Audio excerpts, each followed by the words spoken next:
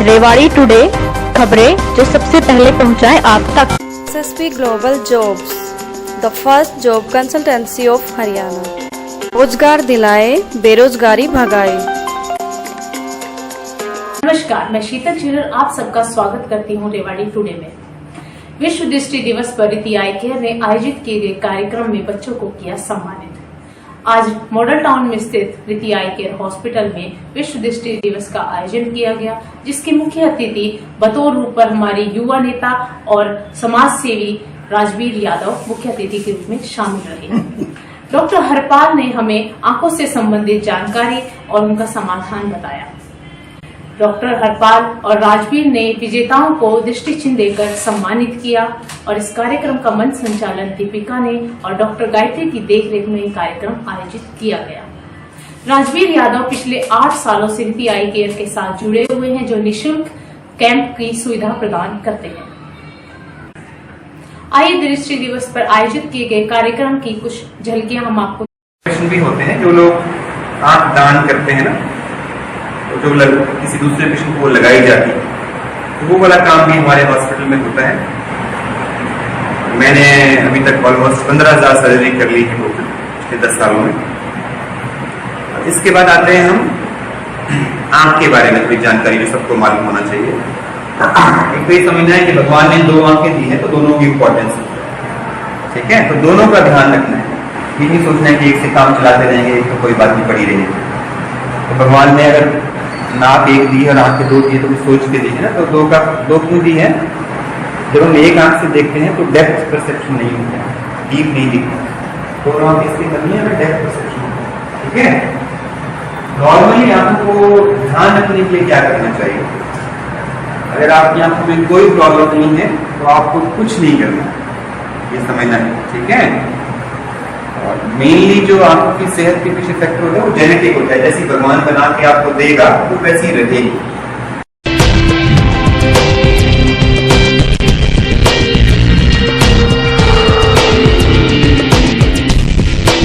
आइए लेते हैं एक छोटा सा break. SSP global jobs, the first job consultancy of Haryana. रोजगार दिलाए, बेरोजगारी भगाए। ब्रेक के बाद आपका स्वागत है। राजवीर जी से बात हुई, उस दौरान उन्होंने हमें बताया कि सेवा और राजनीति एक दूसरे के पूरक हैं। सब कुछ सही रहा तो आने वाले वक्त में राव इंद्रजीत और भाजपा के सहयोग से वो रेवाड़ी में विधानसभा का चुनाव लड़ेंगे। आइए देखते हैं उन्होंने इस बारे में और क्या कहा, हमारे संवाददाता पवन कुमार के साथ। जैसा कि रीति आई केयर को हम देख रहे हैं, पिछले 3-4 सालों से इस क्षेत्र में मतलब एक आई साइट के क्षेत्र में काफी उन्होंने कैंप्स भी लगाए और प्रैक्टिकल जो वर्क करना था वो वर्क भी किया है। तो आप थोड़ा सा जानकारी देना चाहिए कि रीति आई केयर कितने समय से ये कार्य करती आ रही है रेवाड़ी में? ये हम लोग यहाँ पे 2014 से हैं और 2014 से हम सेम मॉडल पे काम कर रहे हैं, जिसमें हम लोग हर वर्ग के मरीज का ध्यान रखना है इसके लिए, चाहे कोई गरीब हो, अमीर हो, मिडिल क्लास हो। तो यहाँ पे ऑलमोस्ट 60-70% सर्जरीज फ्री होती है और उसमें समाज के जो समाज सेवी अपने योगदान होता है और बहुत सारे समाज सेवी हैं, इनमें से एक राजनीतियाँ बैठी हैं और इनका बहुत बड़ा योगदान है कि हम लोग ये कर पाए, क्योंकि कॉस्ट इफेक्टिव चलाने के लिए समाज का योगदान है। आप कह रहे हैं 2014 से हम इस फील्ड में इधर रेवाड़ी में कार्य करते आ रहे हैं? हाँ जी, हाँ जी। फिर उस वक्त तो मेरे ख्याल से आई चीफ फील्ड में यहाँ पे कोई इतने बड़े हॉस्पिटल्स भी नहीं थे, आज तो फिर भी हम कंपेयर कर सकते हैं। फिर आखिर क्या कारण है कि रफ्तार इतनी स्लो हुई है?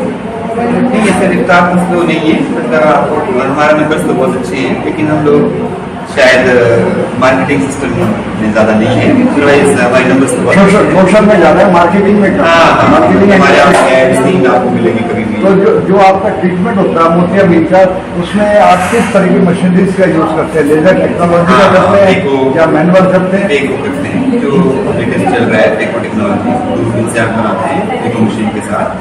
लेकिन नई टेक्नोलॉजी है, यही यूज करते हैं। 10 साल शुरू से जब से हॉस्पिटल में 10 साल से। और इस ड्यूरेशन में आपने अपने कितने पेशेंट्स को ओके कराए जिनके लेंस? मैं ऑलमोस्ट आई थिंक 15,000 सर्जरी कर चुका हूँ। 15,000 सर्जरी आप करते मैं कर चुका हूँ और इस हॉस्पिटल में तो मेरे अलावा भी एक सर्जन और लोगों ने सर्जरी करी है। आई थिंक इस हॉस्पिटल की सर्जरी तो 20-25 हज़ार के आसपास होगी होगी। तो फिर इसके अलावा आपने और क्या मतलब इसके अलावा और भी कोई इलाहाबाद में भी एक और ब्रांच है, पिछले 4-5 साल से वो भी है, वो भी सेम मॉडल पे काम कर रहा है। तो राजवीर जी आपके संपर्क में कैसे आए? राजवीर जी तो हमारे संपर्क में आई थिंक 7-8 साल तक हो गए, शायद 7-8 साल हो गए, 8 साल पहले से लगा रहे हैं। कैसे तो है कि एक के थ्रू जानकारी मिलती है कि यहाँ कोई इंटरेस्टेड है जो समाज में ये काम करने के लिए। बहुत सारे लोग जो कराते हैं इनके पितर नहीं मिलवाया था आजाद। अब मैं राजवीर जी से पूछना चाहूंगा, राजवीर जी एक सोशल वर्कर तो है, साथ ही साथ आर्किटेक्ट भी है, तो सोशल फीलिंग तो इनकी है, वो तो सबको पता है कि भाई इनकी फीलिंग है और कहीं ना कहीं राजनीति से भी जुड़ती है, इसमें भी कोई दो राय नहीं। लेकिन इन्होंने आपके प्रोजेक्ट में ही इतनी अहमियत क्यों दिखाई? राजवीर जी आपने और भी फील्ड थे समाज सेवा करने के, एजुकेशन फील्ड थी, हेल्थ की भी दूसरी फील्ड थी, तो आपने इसको ही क्यों सबसे ज्यादा चुना? इस बारे में मैं बताता हूँ आपको। मैं सोशल वर्क करने से ही करता आ रहा था। मैं गाँव में जाता था तो मैं लोगों की परेशानियां, बड़े बुजुर्गों की परेशानियां देखता। कुछ लोगों की परेशानी ये थी कि बच्चों में इतनी काबिलियत नहीं थी कि वो दिखा सके, क्योंकि बहुत मोटे खर्चे लगते हैं आँख बनवाने में, या फिर किसी भी हॉस्पिटल में जाओ, आपको पता है हॉस्पिटलों का हाल। तो और मैं सभी हॉस्पिटलों में भी गया था, लेकिन फिर मेरे को एडवाइस किया किसी मेरे मित्र ने, फिर मैं इन लोगों के संपर्क में आया, तो यहाँ से मुझे बहुत अच्छा रिस्पांस मिला। और डॉक्टर अरपाल जी अच्छे डॉक्टर हैं और इन्हीं की वजह से मैं इस हॉस्पिटल से जुड़ा। तो आप दोनों पर हरपाल जी आपके हॉस्पिटल का और राजवीर जी का जो तालमेल रहा, तालमेल का देखो, आप प्रोफेशन की बात करते हैं तो आपको चार्जेस पूरे चाहिए, ठीक है, चाहे वो राजवीर जी थे, और राजवीर जी को समाज सेवा करनी है तो उनको आपकी फुलफिल करनी पड़ेगी कंडीशन। लेकिन मैं देख रहा हूँ काफी अच्छे से महीने में लगभग हर बार महीने में 1 या 2 कैंप इनके लगातार लग रहे हैं जिनको आप ऑर्गेनाइज कर रहे हैं, तो आखिर ऐसे क्या? नहीं, ये बेसिकली ऐसा नहीं होता है कि हॉस्पिटल की ओर से भी सब्सिडाइज होता है। ऐसा नहीं होता कि भैया हॉस्पिटल की ओर से सब्सिडाइज नहीं होता। तो 2 कदम हम बढ़ाते हैं, 2 कदम वो बढ़ाते हैं, तो बात तो यानी कहीं ना कहीं आपका भी इनके साथ तालमेल समझौते कराए सब्सिडाइज कर पाते हैं तो ही उनको अफोर्डेबल है, नहीं तो ये भी अफोर्ड करना मुश्किल है। तो राजवीर जी ने अभी पिछला जिला परिषद का चुनाव लड़ा अपने वार्ड से और काफी अच्छी वोट भी हासिल करी। तो इस ड्यूरेशन में आपने क्या अनुभव करा कि भाई चुनाव लड़ना ज्यादा डिफिकल्ट है या समाज सेवा करना ज्यादा डिफिकल्ट है? नहीं, डिफिकल्ट कोई भी नहीं। डिफिकल्ट ना चुनाव लड़ना है ना समाज सेवा करना डिफिकल्ट है। डिफिकल्ट ये है कि अपने मन से जो हम करते हैं बस वो लोगों तक पहुंचाना डिफिकल्ट है। जो हम कार्य कर रहे हैं वो लोगों तक पहुंचाना। जैसे अरपाल जी ने बताया कि इन्होंने भी हॉस्पिटल का बहुत ज्यादा प्रचार नहीं किया और प्रचार मेरा भी बहुत ज्यादा नहीं हुआ, तो ये डिफिकल्ट है, क्योंकि हमें शो ऑफ करना नहीं आता। हम काम करते हैं लेकिन शो ऑफ नहीं आता।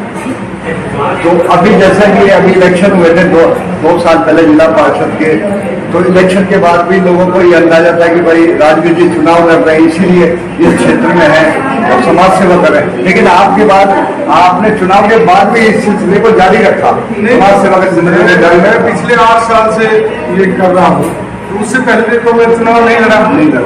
लोगों के कहने से मैं चुनाव में आ गया। तो जैसा लोगों ने मेरे को मतलब कि अपने दिलों में बसा के रखा, मुझे बहुत खुशी हुई कि लोगों ने अच्छी वोट दी। ठीक है, जीतने वाला मेरे से ज्यादा वोट ले गया तो वो जीत गया, लेकिन लोग मैंने ज्यादा कमाए। मैंने पैसे कमाए नहीं, मैं लोग कमाने के लिए। आपने बिना किसी स्वार्थ की समाज सेवा की नहीं, स्वार्थ उसके पीछे छुपा हुआ था। जब मैं राजनीति में आया तो स्वार्थ छुपा हुआ था। ऐसा नहीं कह सकता कि मैं बगैर स्वार्थ के आया, स्वार्थ उसके पीछे छुपा हुआ था। लेकिन एक स्वार्थ ये था कि सेवा करनी। मेरा स्वार्थ ये था कि मुझे लोगों की सेवा करनी।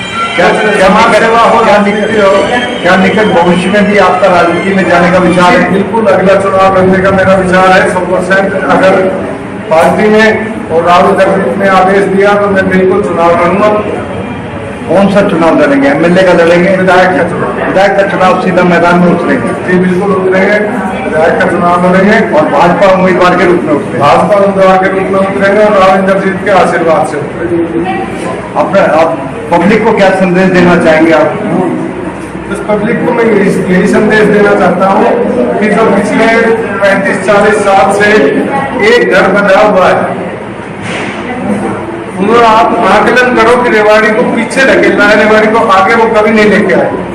रेवाड़ी के हालात से आप भी अच्छी तरह वाकिफ है, मैं भी अच्छी तरह वाकिफ हूँ, ये जनता भी अच्छी तरह वाकिफ है। नहीं, ये तो आपने कह दिया कि रेवाड़ी विधानसभा पे कैप्टन परिवार है, पिछले 10 बार ये लोग लगातार चुनाव जीते, एक बार को छोड़कर 10 बार ये विधायक बने हैं। तो ये चीज तो आपके नेता जो राव इंद्रजीत पे भी लागू होती है कि रामपुरा हाउस का पूरे लोकसभा क्षेत्र में, पूरे लोकसभा क्षेत्र में, लेकिन रामपुरा हाउस ने जो राव इंद्रजीत सिंह ने जो कार्य करवा दिए, उनका अगर नाखून के महल के बराबर भी कप्तान काम करवा देता तो रेवाड़ी की दिशा और दशा बदल जाती। तो आप केवल क्योंकि राव इंद्रजीत सिंह का क्षेत्र बहुत बड़ा हो गया, गुड़गांव, रेवाड़ी, फिर वो और भी बड़ा पूरा दक्षिणी हरियाणा क्षेत्र तो जैसे गुड़गांव आता है, लेकिन वो राजनीति करते लोगों के कार्य निस्वार्थ भाव से वो करते हैं, लेकिन अनिल चौधरी से और दिल्ली तक के। हमारी शुभकामनाएं आपके साथ है। आपका कार्यक्रम में हमारे धन्यवाद। मिलते हैं आपसे अगले कार्यक्रम में। आप बने रहिए हमारे साथ रेवाड़ी टुडे के साथ।